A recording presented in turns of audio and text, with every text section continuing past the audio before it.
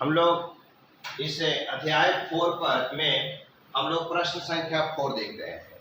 प्रश्न संख्या 4 जो है कह रहे हैं कि यदि a, b और c वास्तविक संख्याएं हो, कौन संख्याएं हो? वास्तविक संख्याएं हो, और सारणिक जो दिया है डेल्टा बराबर इतना इजिकल टू कितना 0। डेल्टा ना भी लिख सकते हैं क्योंकि यहाँ पर तो लेफ्ट हैंड साइड और राइट हैंड साइड दिया ही है, तो डेल्टा का कोई आवश्यकता भी नहीं है। डायरेक्ट जब बनाइएगा तो डेल्टा ना भी लेकर चलिएगा, क्योंकि एक साइड रहेगा तब ना डेल्टा लेकर चलते हैं। तो ये दोनों इक्वेशन को साथ में ही लेकर चलना है कि इतना बराबर 0 हो तो ये सारणिक का मान यदि 0 के बराबर हो तो दर्शाइए कि यानी कि सिद्ध करें कि या तो a plus b plus c जो होगा वो तीनों का मान जोड़ने पर किसके बराबर होगा? 0 के बराबर होगा। या तो a बराबर b बराबर c, दोनों में कोई आप सिद्ध एक ही करना है। दोनों दिखा देते हैं तो भी सही है, आप एक भी दिखा देते हैं तो भी सही है ना। चूंकि या में कह रहा है कि ये कैसे क्वेश्चन देता है कि क्वेश्चन नंबर दे देता है 5 कि उसमें 2 क्वेश्चन दे देता है या का दे देता है ना, तो का हम लोग का दोनों क्वेश्चन का जवाब देना है कि एक ही का देना है? एक ही का देना है।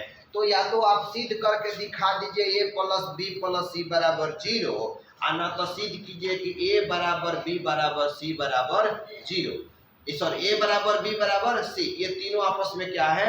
बराबर है। अब हम प्रश्न को लेकर चलते हैं यहाँ पर और प्रूफ करते हैं। प्रूफ में हम लेकर चल रहे हैं, डेल्टा को छोड़ दे रहे हैं क्योंकि यहाँ दोनों साइड दिया ही है। तो b प्लस c और c प्लस में a और a प्लस में b। अब यहाँ पर जो है c प्लस a प्लस में b और b प्लस c है, और ये आ जा रहा है a प्लस b और b प्लस c और ये c प्लस a। अब इसके बाद हम लोग लिखे हैं इधर 0।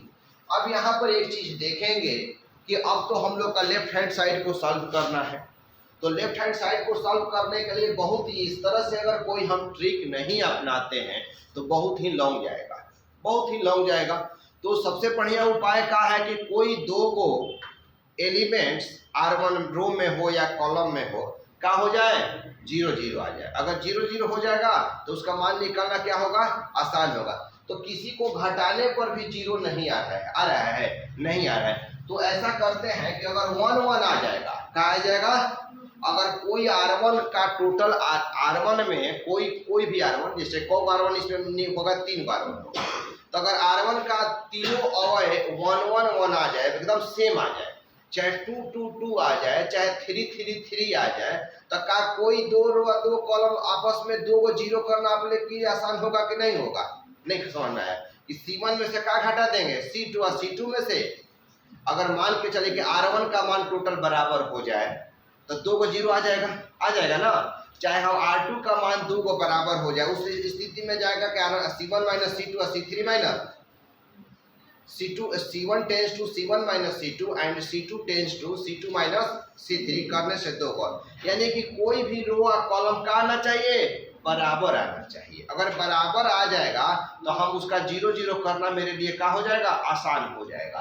तो बराबर तो आप सोचिए कि कैसे बराबर आएगा। तो ऐसा हम देखते हैं कि एक ठो बी या एक ठो बी, को ठो बी इसको जोड़ेंगे तो 2 को सी, इसको जोड़ेंगे तो 2 को ए, तो ई हो जाएगा 2a 2b 2c। तो हम कॉमन निकालेंगे तो 1 आ जाएगा।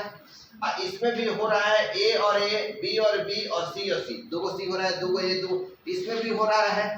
तो यानी कि कॉलम से जोड़िएगा तो भी हो रहा है और रो से जोड़ रहे हैं तो भी हो रहा है। b या b, 2b, c और c, a और a, b और b, c और c, यानी कि रो से भी आप जोड़ सकते हैं या कॉलम से भी जोड़ सकते हैं। मान में किसी तरह का अंतर नहीं पड़ रहा है। देख रहे हैं आपके सामने हम दिखा दिए ना। तो हम कह सकते हैं कि R1 tense to R1 plus R2 plus कितना R3, तो कितना हो जाएगा बाबू? यहाँ पर जोड़ेंगे तो R1 को जोड़ेंगे तो कितना हो गया? समझ में नहीं आया आप लोग को? देखिए इसको जोड़ेंगे तो 2a 2b और 2c, तो 2 कॉमन निकाल दिए तो क्या बचा a प्लस b। इस्माइल को नहीं समझ में आया, आ गया। अब हम लोग R1 में ये भी, R1 में क्या है, ये भी है, ये भी है और ये भी है ना बाबू। R1 में तो टोटल एलिमेंट है, यही ना R1 होता है जी। तो इसको जोड़ेंगे तो 2a 2b 2c, तो इसको भी लिख सकते हैं इतना। आया समझ में? इसको भी आप लिख सकते हैं कितना, 2 इंटू ए प्लस बी प्लस सी।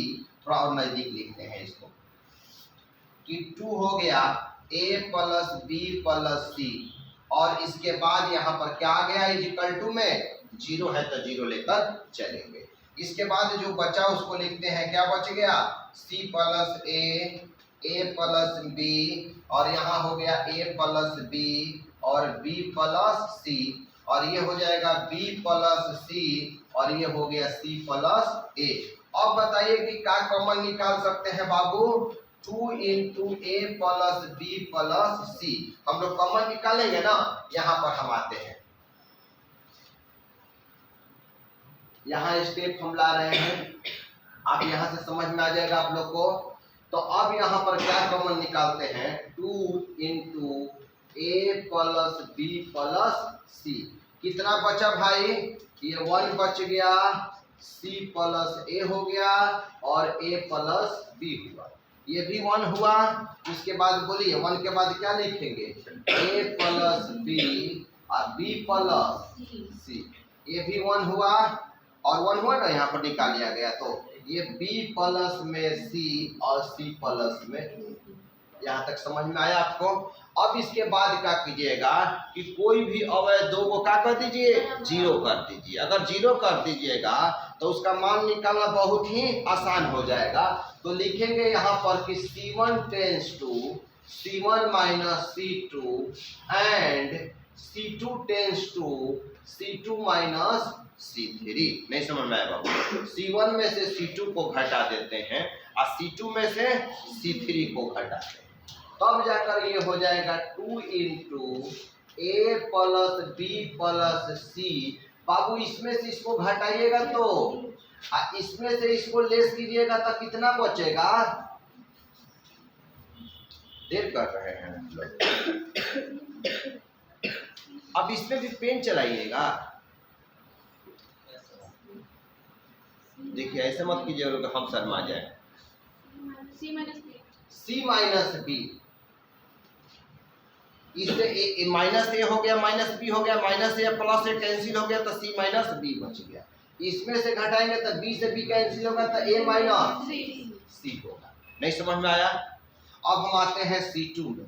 1 में 1 लेस करेंगे 0, 1 में 1 लेस किए 0, इसमें से इसको लेस करेंगे तो b कैंसिल होगा, a माइनस सी, इसमें करेंगे तो c कैंसिल होगा, b माइनस a होगा, b माइनस a। और C3 में किसी तरह का चेंजिंग नहीं करना है, C3 में किसी तरह का चेंजिंग नहीं करना है। अब इसका वैल्यू किसके द्वारा निकाला जाए बाबू, R1 के द्वारा। बता सकते हैं कि क्यों R1 के द्वारा निकाल रहे हैं, क्यों? 2 0 है सर, 2 0 है, इसी के पथ में 2 0 आ रहा है, तो हम यहाँ पर निकालेंगे बाई R1। तो R1 से जब निकालिएगा तो 2 हो गया a प्लस बी प्लस सी हो गया, a प्लस बी प्लस सी हो गया। अब हम लोग इसका मान हम निकालेंगे, 11 है, ये 12 है, आई का है भाई 30। तो इसके पहले किसका चिन्ह होगा, प्लस का चिन्ह होगा। बहुत बढ़िया, इसका पहले प्लस का चिन्ह होगा। अब इसके पहले अगर प्लस का चिन्ह होगा तो ये कैंसिल और वो कैंसिल, ये कैंसिल और वो कैंसिल, बचा कितना, c माइनस बी आ a माइनस सी आ a माइनस सी आ b माइनस a। समझ में नहीं आया भाई? समझ में नहीं आया, क्या गया बोलिए?